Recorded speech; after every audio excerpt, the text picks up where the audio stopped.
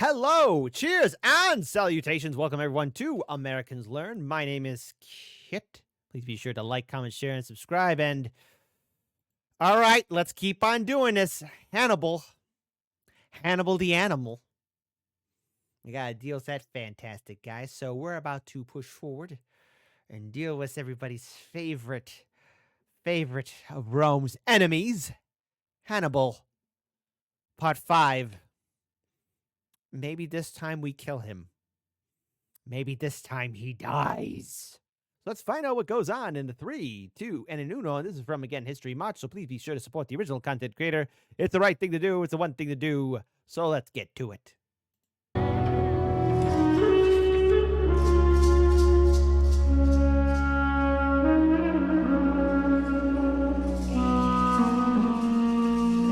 Early in 217 BC, the Roman Senate is still reeling from the defeat at Trebia.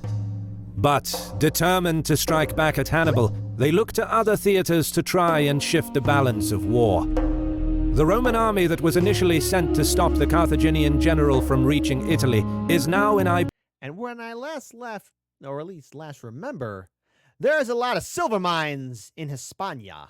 With new objectives, under the command of Gnaeus Scipio.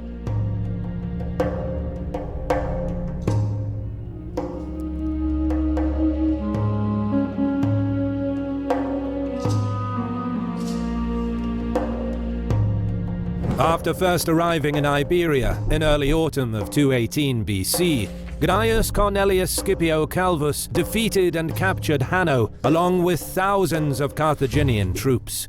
Yes, good. What should be expected always, a true Roman victory. He also seized the rich baggage train that Hannibal left behind when he marched into the Pyrenees Mountains while on his way to Italy. But despite this victory, Gnaeus lost many of his ship crews during Hasdrubal Barca's raid into the Roman enclave, which crippled his fleet. Luckily for the Romans, Hasdrubal was outnumbered 2-1, and he retreated soon after this minor victory, as he could not mount a full-scale offensive. Both generals used the winter months to regroup and plan for the coming year. The Roman general's main objective is to prevent Iberian reinforcements from reaching Hannibal by land.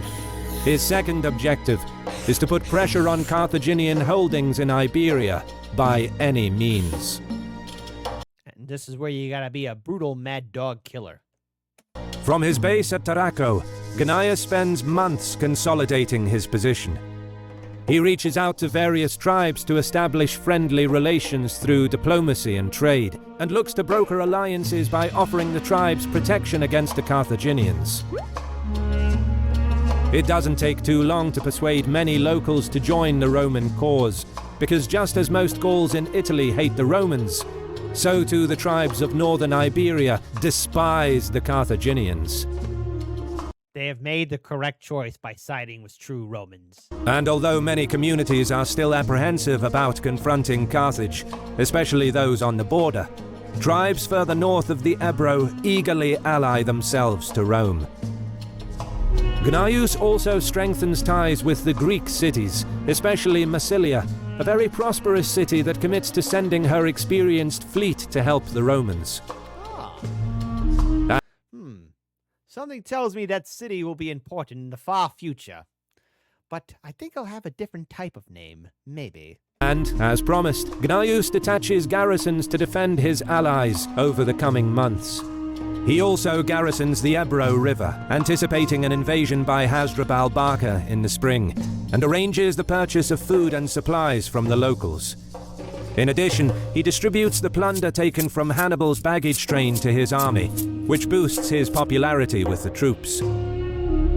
Across the Ebro, Hasdrubal Barca posts garrisons along the river to ward off Roman raids, and marches back to his winter quarters in New Carthage. Hasdrubal currently has 15,000 troops at his disposal. But the manpower reserves and the riches of Carthaginian Iberia give Hasdrubal enough muscle to quickly respond to the Roman threat. He spends the winter months resting his army, raising funds for new recruits and stockpiling provisions for the upcoming campaign. Ships are repaired and additional ships are brought in, along with new ship crews, recruited mainly from the Turdetani tribes in southern Iberia. By spring of 217 BC, Hasdrubal musters a large enough army to mount an offensive against Gnaeus. Carthaginians march out of New Carthage. Hasdrubal personally leads.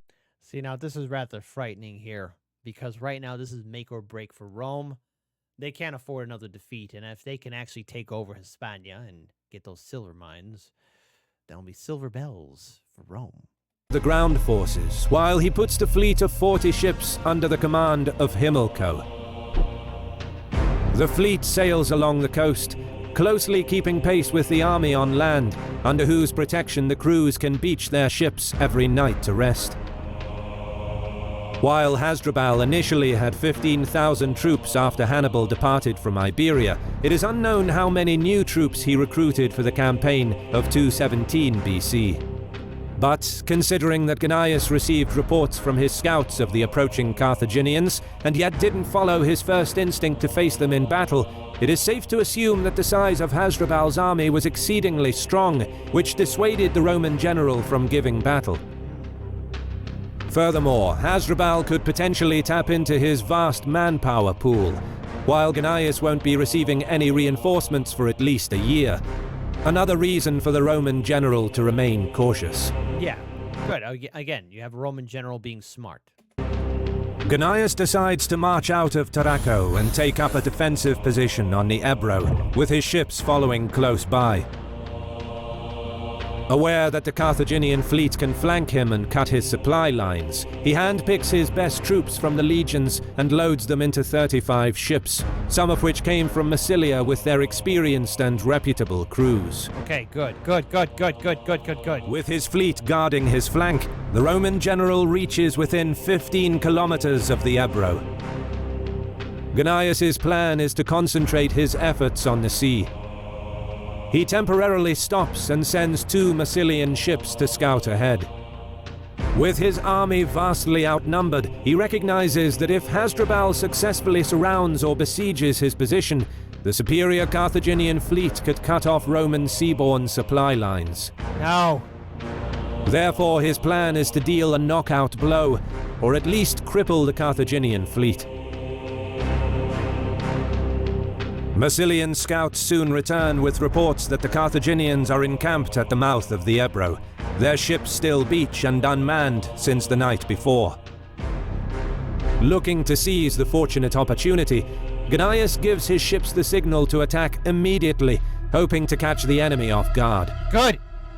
Get him!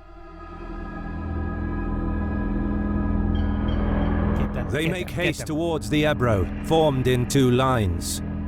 The higher quality Massilian ships are in the front, their crews leading the way, while the Roman ships are formed up behind them. However, Carthaginian scouts along the coast spot the enemy fleet and sound the alarm. Oh no! Hasdrubal draws up his land forces on the beach and orders Himilco to embark his crews and put to sea straight away. The Carthaginians, although caught by surprise, have confidence in their ships. Hasdrubal's troops cheer on the crews as they close the distance to meet the Romans. 2 Massilian ships are intercepted. Himilco's men rush to board the enemy vessels. On the right flank, Carthaginian ships double up on the Romans. Damn it! As they board the enemy, Himilco's crews begin overwhelming the Massilians and Romans on the right. No! Meanwhile, chaotic fighting spreads in the center as the Romans latch onto several enemy vessels. Yes! Come on, Romans! Come on! Gnaeus' men are firmly on the back foot and losing ground. The Carthaginians outpaced and outmaneuvered his fleet. Come on! But the battle-hardened Roman troops in the center hold their ground. Yes! Disciplined and organized, they slowly manage to turn the tide by sheer brute force. The legionnaires begin pushing the Carthaginians back. Come on! Yeah! In the chaotic fighting, they manage to sink 1 Carthaginian ship. Good. Together with its entire crew. Good. Die. Another. Yes. 2 down. Some of Himilco's men begin to waver. 4 more ships in the center are crippled and left adrift with their oars shattered. Yes! Seeing the gaping hole in their line, panic among some of Himilco's crews turns into a hasty, disorganized retreat toward the shore. Yes. Hasdrubal can only watch as the Romans vigorously pursue his fleet. I like how 2 of the ships are at the bottom. His troops can do little to help the retreating ships. Ironically, having his army deployed on the beach offered a clear and safe escape route for the ships, which may have motivated some of the crews to flee rather than fight and risk death. This would certainly explain the sudden collapse of morale amongst Himilco's men. The Carthaginian fleet finally reaches the shore. Crews beach their ships and hastily disembark, abandoning their vessels in search for safety within Hasdrubal's army. But the Romans aren't done yet. They boldly continue towards the shore, despite the risk of running their ships aground or being attacked by Hasdrubal's troops. What are you gonna do? To the average observer, it must have seemed like madness to come so close to the shore. But Gnaeus is willing to take the risk. His ships rush in, quickly latching onto Carthaginian vessels that are still seaworthy, and begin towing them away. Seeming stunned, the Carthaginians fail to react in time. Yes! By the time they realize what has happened, the Romans sail downstream, having And look, over there in the corner area is that one Carthaginian scout, like, watching all this, like, man, how am I going to write this after battle report? Like, yeah. And then I watched them take 4 of the ships away. That's very good, soldier. Now line up and prepare to be executed. captured 25 of their ships. 25?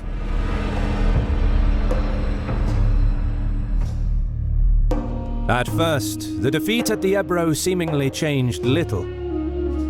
Over the coming months, Hasdrubal, with his army intact, puts pressure on the tribes to rise against Rome, stretching Gnaeus to the limit. But the Carthaginian general is also forced to deal with revolts in southern Iberia. Both sides spend over a year quelling revolts and regrouping. For the Romans, after a series of defeats suffered against Hannibal in Italy, news of Gnaeus' success is much welcomed by the Senate. Encouraged, they make plans to send reinforcements to Iberia under the command of Gnaeus' brother Publius, whose term as consul ended a few months ago. Fully recovered from his wounds, within a year Publius would arrive with 20 to 30 ships and 8,000 troops, along with Only 8,000? food and supplies. However, it is Gnaeus' perseverance at the Ebro that would prove to be the turning point of the war in Iberia. For the next 10 years, the Carthaginian Iberian coast would be undefended. Exposed to Roman raids, Carthage will have to divert a lot of manpower to defend its Iberian towns and countryside. And over the coming years, the Scipio brothers will pose a serious threat to the Carthaginian war effort. All right, that's part 1 through 5, and there's plenty more of this series, so you better believe that we here at Americans Learn are going to be continuing on to watch this series. So, first and foremost, wow, incredible, epic news. I mean, first of all, it's good to see Rome winning one. But also, it's really good to see that, you know, there's been a lot of like to this series. I mean, first of all, again, please, everyone, support the original content creator. It's the right thing to do. It's the one thing to do. And I expect all you beautiful, lovely, hip, cool cats to do that. But this also shows overall the intensity and severity of the situation that's happening during the Second Punic War. And that is, while Hannibal is putting pressure and clearly gave 2 defeats to Rome, and there's going to be another one, and another one. One in particular I dread the most, 80,000 by the Roman gods. Why? So we're going to be dealing with a little bit more of that. But this is the turning point, I would say, or I would make the argument, because remember, Hispania's got a lot of silver interest in the Iberian Peninsula, and that's where they get all their money, their moolah, their cash. That's their crypto. wallet, if one would argue. So, without further ado, everyone, please support the original content creator. If this is a series you guys and gals like, please give us your feedback. Your feedback is fundamentally important to the work that we do here at Americans Learn, because we, first of all, love and respect all you beautiful people. But now, we're about to move on.org and find out what happens in the next episode, episode 6, then 7, then 8. There's like 18 right now, and supposedly, from what I heard, by the end of this month, episode 19 will be out. But Rome's going to be getting some gut checks. Weep with me, my fellow Romans. These are dark times ahead.